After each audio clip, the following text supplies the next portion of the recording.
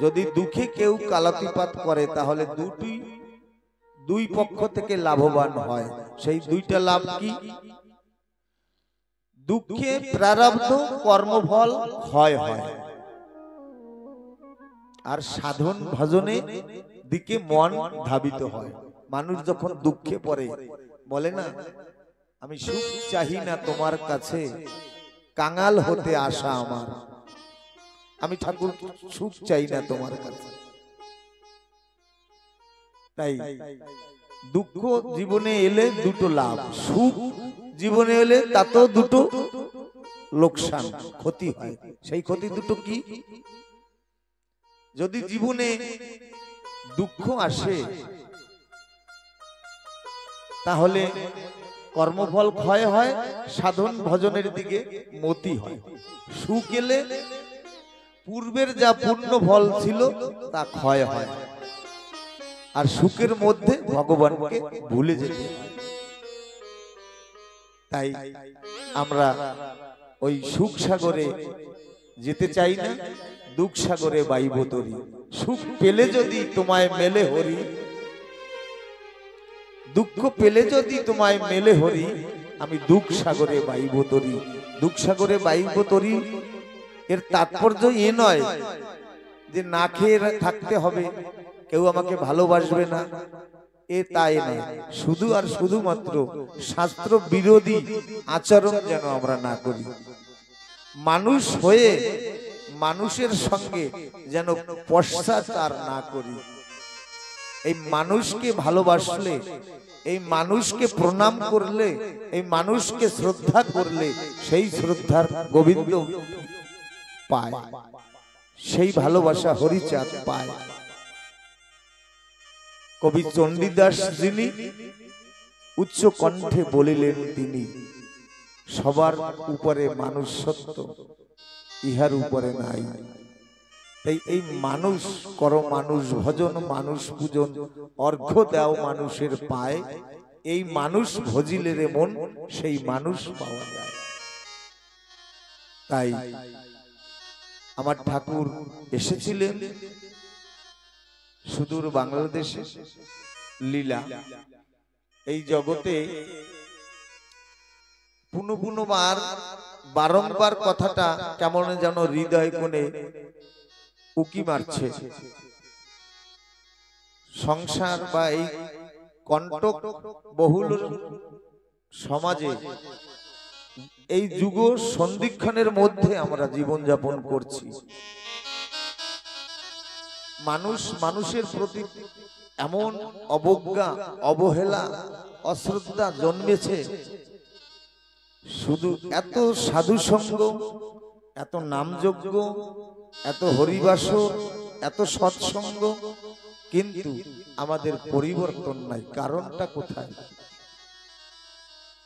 সৎসঙ্গ, কোন হরিবাসর, নামযজ্ঞ, একে সৎসঙ্গ মহাজনরা, বৈষ্ণব কবিরা আখ্যা দেন নাই। তাহলে বলবেন সৎসঙ্গ তাহলে কাকে বলে? যদি সাত্ত্বিক ভাবে কোন শুদ্ধ নিষ্কিঞ্চন শুদ্ধ বৈষ্ণব নৈষ্ঠিক ভক্ত সাত্ত্বিক ভাবে সত্যের সাথে যুক্ত থাকে, সেই সাধুগুরুর সঙ্গ যদি করা যায়, তাকেই সৎসঙ্গ বলে পদমর্যাদা দিয়েছে এই সভা। হরি বল, হরি বল। আমার মূলের সাথে সম্পর্ক নেই, আমি মালিক সেজে বসেছি। আমি নিজে সিদ্ধ নয়, অনেক মানুষের ভার বহন করে চলেছি। নিজে সিদ্ধ নয়, সে হরিকে চিনায়। নিজে সিদ্ধ হয়ে হরিকে যে চিনায়, তাকেই একমাত্র গুরু বলে মানা যায়। গুরুকে আমি অবজ্ঞা করছি না। একটা বাণী আছে, পানি পিও স্নানকে, গুরু করো জানকে। গুরুকে আমার জানার আছে, গুরুকে আমার চেনার আছে। লালন সাই বলেছে, এমন শিষ্য কয়জন হয় যে জন গুরুর মনের খবর লয়। তাই গুরুকে আমার চেনার আছে। তাই এই সৎসঙ্গ যদি করা যায় তাহলে এই কলুষিত চিত্ত নির্মল পবিত্র হবে। আমার তারকচাঁদ লীলামৃত কথা পাণ্ডুলিপি করেছেন, লিখেছেন। আজ তারকচাঁদের করুণায় এই হরিদর্শন লীলামৃত কথা ঠাকুরের চরিত্র সুধা সারা বিশ্বে আলোকিত আলোকময় হয়েছে। মঙ্গলাচরণ হরিচাঁদ চরিত্র সুজা প্রেমেরও ভান্ডার লেখা আছে, ঠিক আছে। প্রকৃত মঙ্গল আচরণ হলো আমার জীবন চলার ব্যবহার শ্রুতি মধুর আছে তো, আমার বাক্য বাণে কারুর মনে ব্যথা পাচ্ছে না তো। এই আচরণটা যদি সঠিক করা যায় তাহলেই তার কাছে সে মঙ্গল আচরণে পরিপূর্ণ হয়। আমরা জেনে থাকবো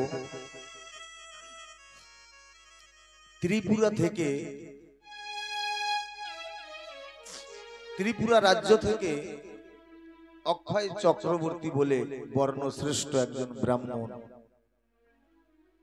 যখন হরিচাঁদ ঠাকুরের লীলা গাথা ছড়িয়ে পড়েছে সর্বঠাই, মনে মনে ভাবলো পতিতের ঘরে, নিম্ন জাতির ঘরে আবার নাকি ভগবান এসেছে, তাহলে একটু গিয়ে দর্শন করে আসি।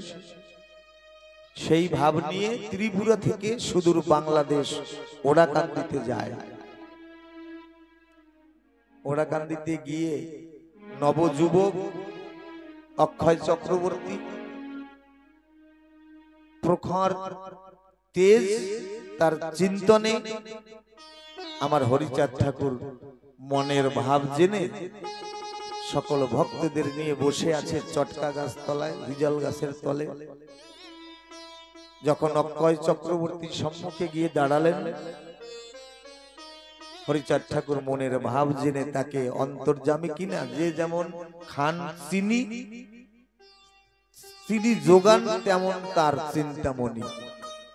আমার হরিচাঁদ ঠাকুরের যে অঙ্গে পূর্ণ ব্রহ্মের যে কণা 32টা লক্ষণ, ওই অক্ষয় চক্রবর্তীকে দর্শন করালেন। দর্শন মাত্রই অক্ষয় চক্রবর্তী সম্বিত হারিয়ে ফেলেছে, চেতনা হারিয়ে ফেলেছে, মৃত্তিকায় পতিত হয়ে গেছে। আমার কাঙালের ঠাকুর পতিত পাবন পাগলদের ডেকে বলছে, ওগুলো ও তারক মহানন্দ, তুমি যাও অক্ষয়কে একটু ধরে নিয়ে বারান্দাতে নিয়ে যাও। বারান্দাতে নিয়ে শয়ন করিয়ে দিয়েছেন। যখন চেতনা ফিরে এলো, অক্ষয় চক্রবর্তী দেখে আমি আর তো ওই হিজল গাছের তলায় নাই, আমি তো বারান্দায় শুয়ে আছি।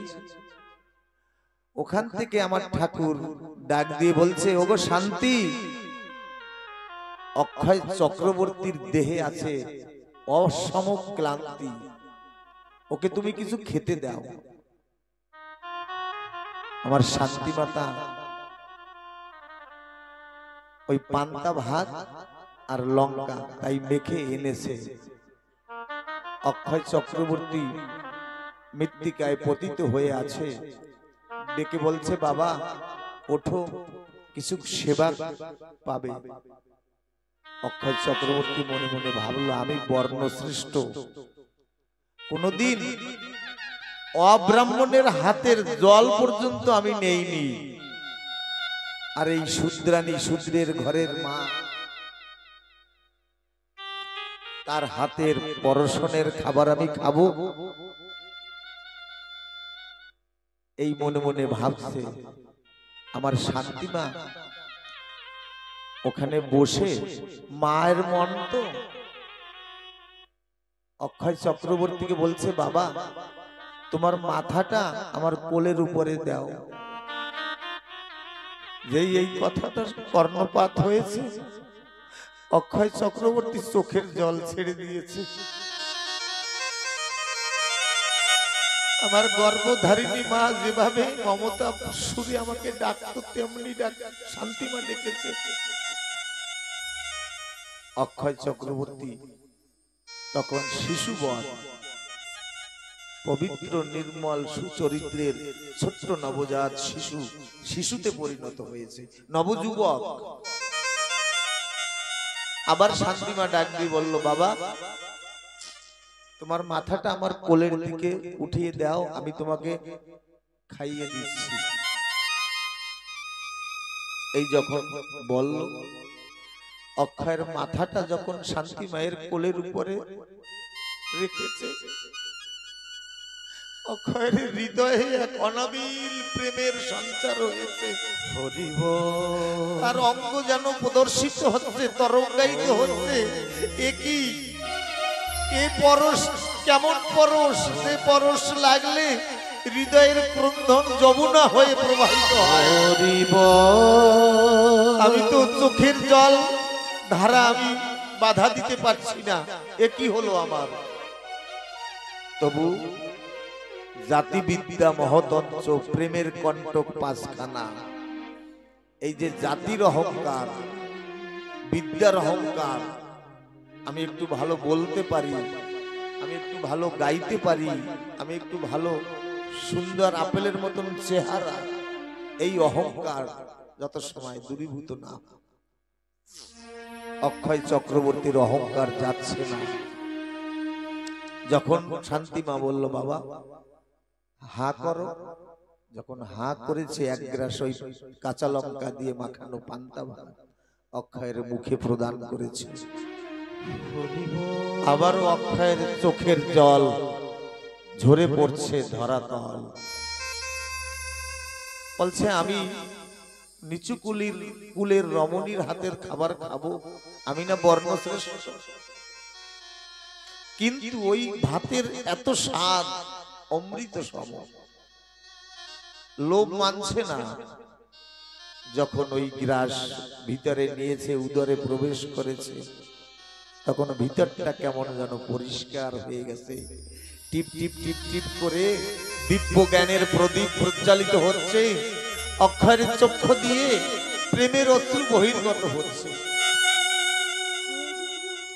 শান্তিমার কোলে রেখে যখন খাইয়ে দিল, শান্তিমারের ওই প্রেমের হাত যখন অক্ষয়ের মাথায় পরশন করেছে, অক্ষয় চক্রবর্তী মায়ের চরণ জড়িয়ে ধরেছে, মা। কিন্তু লজ্জায়, ঘৃণায় নিজের উপরে সেই গোপন কথাটা বলতে পারছে না, যে আমি তো এসেছিলাম কাঙালের ঠাকুর পতিত পাবন হরিচাঁদকে পরীক্ষা করতে। লজ্জায় বলতে পারছে। যখন ওই শান্তি মায়ের প্রেমের পরশ মমতাময়ীর পেল, অক্ষয়ের দেহের ক্লান্তি দূরীভূত হলো। এমনি ভাবে একদিন, 2 দিন, 3 দিন, 5 দিন, 10 দিন ওরা কান্দিতে অক্ষয় চক্রবর্তী পদচারণা করছে, ঘোরাঘুরি করছে। একদিন অক্ষয় চক্রবর্তী কামনা সাগরে স্নান করে এলে, যখন গামোছা শুকানোর জন্য দিচ্ছে, তখন আমার শান্তিমা দৃষ্টিগোচর করেছে, লক্ষ্য করেছে। ডাক দিয়ে বলছে, বাবা অক্ষয়, তোমার গলায় তো পইতা দেখি না। অক্ষয় চক্রবর্তী কাছে এসে বলছে, মা আমি দীর্ঘ এই 15টা দিন ওরাকান্দি ধামে ঘোরাঘুরি করছি। কত ভক্ত আসে, তাদের ব্যথা নিয়ে আসে, কষ্ট নিয়ে আসে, ঠাকুরের চরণে মাথা নত করে, ঠাকুরের ওই কমল হস্ত বুলিয়ে দেয়, তারা হাসি মুখে বাড়ি চলে যায়। কত ভক্ত হরি বলে ধুলায় গড়াগড়ি যায়, কত রাজা, কত প্রজা, কত ধনী, কত মানি, কোনো বিচার নেই, সকলে এসে ভক্তের চরণ ধুলিতে গড়াগড়ি দেয়। কিন্তু আমি অক্ষয় চক্রবর্তী, আমি একজন ভক্তের সাথে কোলাকুলি করতে পারি না, ভক্তের চরণ ধুলি নিতে পারি না, আমাকে যেন কি বাধা দেয়। আমি অনেক খোঁজার পরে, অনেক অনুসন্ধান করার পরে আমি দেখেছি এই যে নবগুণধারী পৈতা, আমি যে বর্ণশ্রেষ্ঠ ব্রাহ্মণ, এই পৈতাই আমাকে বাধা দেয়। তাই এই পৈতা ফিরে জন্মের মতো হরি বিসর্জন দিয়ে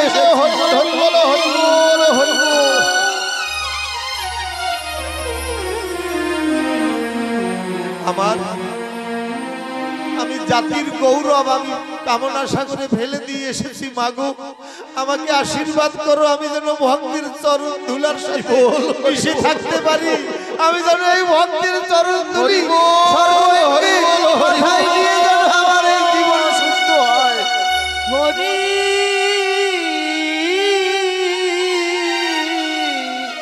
হরি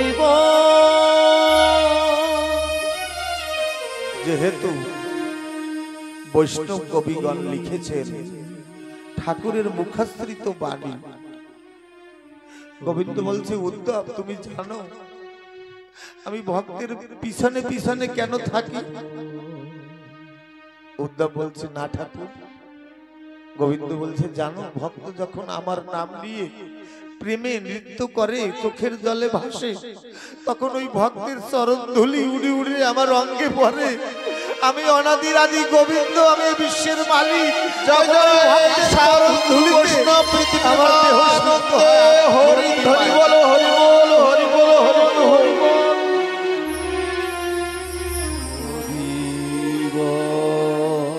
প্রতি যুগে এই ভক্তের চরণ ধুলির মহিমা রয়েছে। প্রতিটা যুগে ভগবান স্বীকার করেছেন, আমি আগে নয়, আগে আমার ভক্ত, তারপরে ভক্তর ভক্তি, তারপরে আমি ভগবান। এই ভক্ত আমার মাতা পিতা, এই ভক্ত আমার গুরু, এই ভক্ত জনের নাম রেখেছে বাচ্চা কল্পতরু। ভক্ত খাওয়াইলে তবেই আমি খাই, নচেত আমি উপবাসী যাই। এই ভক্ত আমার প্রেমের গুরু, তাই ভক্তের সকল কিছু আমার ভক্তই আমার মুকুট, আমার মাথার মণি। অক্ষয় চক্রবর্তী বলছে, মা তুমি আমাকে এই আশীষ দান করো, আমি যেন ভক্তের চরণ ধুলায় আমার জীবন যাপন করতে পারি। আজকের থেকে আমি জাতির গৌরব সব মুছে ফেললাম। তাই কাঙাল যদি সাজা যায় তাহলেই তাকে পাওয়া যায়। শান্তিমা তখন ডেকে বলছে, আয় বাবা, আজ তোর আচার শুদ্ধ হয়েছে, আজ তোর চিত্ত শুদ্ধ হয়েছে, তোর দেহে এক প্রেমের জ্যোতি প্রজ্বলন হয়েছে। আয় আমার কাছে আয়, আমি নিজের হাতে তোকে আচার মালা পরিধান করিয়ে দেব। প্রথম আচার মালা আমার শান্তি মাতা ওই আচা ভেঙে ভেঙে সুতলিতে বেঁধে, যে আমরা অনেক সময় অবলোকন করি, দর্শন করি, পাগলদের গলায় চার কোনা, শান্তিমা প্রথম আচার মালা গড়ে আমার অক্ষয় চক্রবর্তীকে পরিয়ে দিলেন। আচার মালাটা শুধু কালো মালাকে আচার মালা বললে হবে না, হরিচাঁদ ঠাকুরের লীলা, চরিত্র সুধা, মানব জীবনের অস্তিত্ব, মানব জীবনের মূল লক্ষ্যকে আচরণে পরিশুদ্ধ করে তারপরে করঙ্গের মালা ধারণ করতে হবে। শুধু গুটি কয়েক আচার মালা গলায় পরলাম আর আমি দাবি করলাম যে আমি একজন মতুয়া, সম্ভব নয়। এই বিশ্বে প্রথম মতুয়া হলেন দেবাদিদেব মহাদেব, বৈষ্ণব প্রধান। ওনার গলায় আচার মালা ছিলেন না, কিন্তু আচরণের রুদ্রাক্ষ অবশ্যই ছিল। দ্বিতীয় মতুয়া হলো ত্রেতা যুগে ভক্ত হনুমান, নামে প্রেমে মাতোয়ারা, রাম নাম ছাড়া কিছু জানতেন না। তৃতীয় যুগে দাপর যুগে মতুয়া হলেন শ্রী রাধা রানী, যে কৃষ্ণকে ভালোবেসে পাগলেরই হয়েছিলেন। সেই তিন যুগের গোপী গোপী সকল মিলে এই ঈশান কোণে হরিচাঁদ ঠাকুরের লীলায় এসে তারা কেউ গোলক পাগল, কেউ হীরামন পাগল, কেউ সকল দ্বাদশ পাগল মতুয়া গোসাই তারা সেজেছে। তাই তারা নামে প্রেমে মাতোয়ারা। শুধু যে মতুয়ারা মাতোয়ারা তা নয়, একজন কৃষ্ণ ভক্ত শুদ্ধ মতুয়া হতে পারে, একজন মুসলমান ব্যক্তি শুদ্ধ মতুয়া হতে পারে, একজন অনুকূল ঠাকুরের ভক্ত শুদ্ধ মতুয়া হতে পারে, একজন সত্যানন্দ ঠাকুরের ভক্ত শুদ্ধ মতুয়া হতে পারে। অনেক গাড়িতে আমরা দেখি লেখা আছে নাম চলছে, তো ঠিক এই জীবন নামক গাড়িতেও সদা সর্বদা এই নামে প্রেমে মাতোয়ারা থাকতে হবে। তাহলে আমরা কিঞ্চিত জানার চেষ্টা করলাম শুদ্ধ মতুয়া কেমন।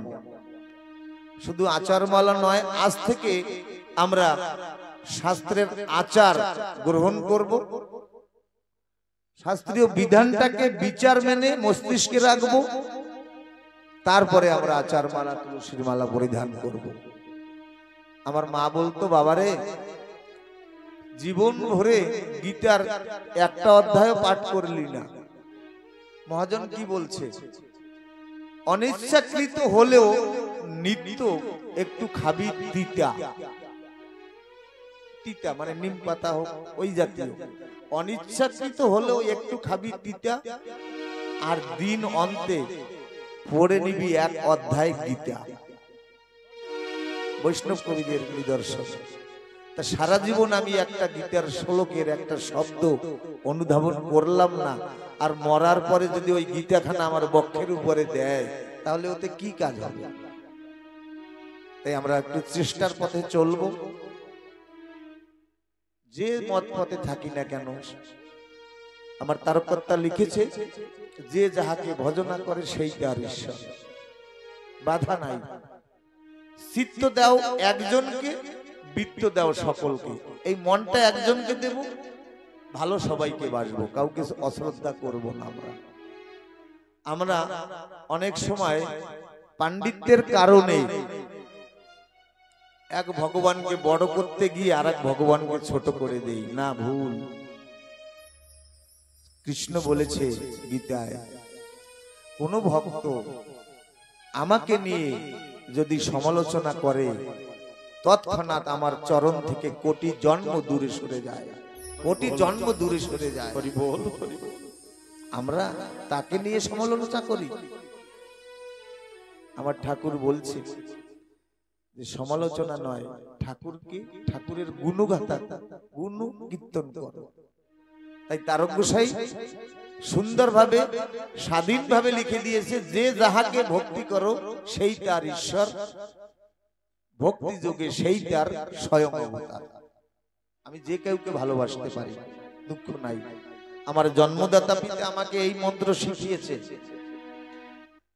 যদি কোনো সৎসঙ্গে ঠাকুরচন্দ্রের সবাই যাও, ওই ঠাকুরচন্দ্রের বিগ্রহের মধ্যে তুমি যাকে ভালোবাসো তাকে দর্শন করবে। দেখবে আস্তে আস্তে ওই ঠাকুরচন্দ্রের মধ্যে তোমার উপাস্য দেবতা আস্তে আস্তে প্রদীপের ন্যায় জ্বলে উঠেছে। যদি কোনো কৃষ্ণ ভক্তের সঙ্গে যাও, ওই কৃষ্ণের মূর্তির মধ্যে তোমার ভগবানকে তুমি দর্শন করবে। ওই কৃষ্ণ ধীরে ধীরে তোমার ভক্তি ডোরে বেঁধে তোমার যাকে মনপ্রাণ দিয়েছো সেই ভক্তে ভগবানে পরিণত হয়ে যাবে। আমার ঠাকুর আরো বলেছে, কাহারো ধর্ম নিন্দা করিও না। আমরা যদি কাউকে ছোট বড় পরিগণিত করি, তাহলে ঠাকুরের ওই আজ্ঞাটা উল্লঙ্ঘন করা হয়। এখান থেকে আমরা প্রতিজ্ঞা করে যাব, যে কটা দিন আছে বাকি, যেন এই নিন্দার মধ্যে আমরা না থাকি। আমরা জেনে থাকব, দার্শনিক সক্রেটিস আজ থেকে 2500 বছর আগে এই বাণীটা দিয়ে গিয়েছিলেন। বাণীটা হলো এই, এখানে কাউকে কিছু শিখানোর মতন নয়, সবাই সকল কিছু জানি আমরা, কাউকে কিছু শিখানোর নয়, কিন্তু সেই জানার উপরে মরিচিকা পড়ে গেছে। সেই মরিচিকাটাকে আবরণটাকে এই সাধু সঙ্গের সাবান দিয়ে ধুয়ে ফেলতে হবে। যেহেতু আমরা সেই সিন্ধু হতে এসেছি, সেই পূর্ণের অংশ আমরা, তাই এই সাধু সঙ্গে এসে যে আবরণটা কি, অনেকে অনেক কিছু জানি, অনেক শাস্ত্র জানি, অনেক ব্যাখ্যা জানি, কিন্তু ওই শাস্ত্র কথার আবিধানিক অর্থ হলো সা যোগ অস্ত্র, নিজস্ব অস্ত্র।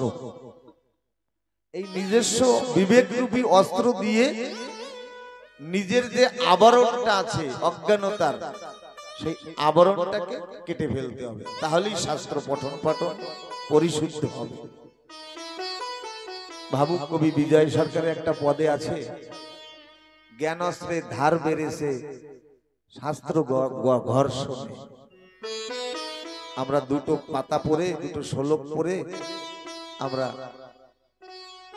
শাস্ত্রের বাখামি করি। আমার মীরাবাই বৃন্দাবনে গিয়েছিলেন দীক্ষা নেবেন বলে। বৃন্দাবনে গিয়ে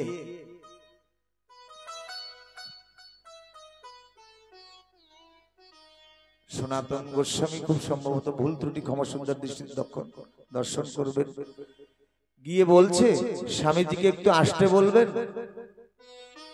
পরিকরগণে বলছে না, উনি কোন রমণীর মুখ দর্শন করে না, নারী মুখ দর্শন করে না। মীরাবাই বলছে বাহ, তাহলে উনি পুরুষ? আমি তো জানি অনাদির আদি গোবিন্দ একাই পুরুষ।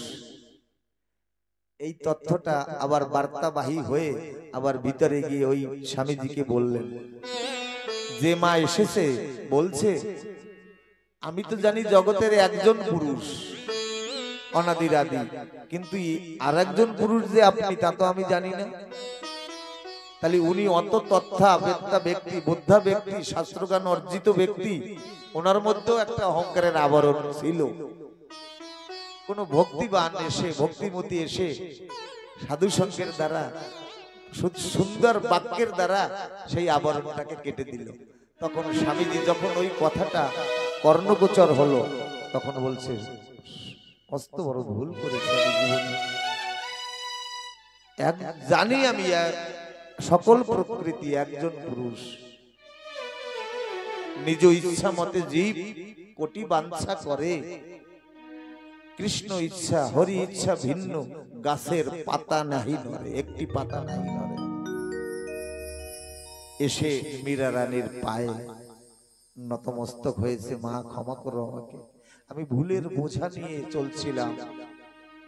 এমনি ভাবে এই শাস্ত্রের, এই জ্ঞানের, যে জ্ঞানের দ্বারা ঠাকুরকে পাওয়া যায় না, সেই জ্ঞান আমরা দূরীভূত করব, সেই আবরণকে আমরা বিবেকরূপী অস্ত্র দিয়ে কেটে ফেলব। হরি বল, হরি বল, হরি বল, হরি বল।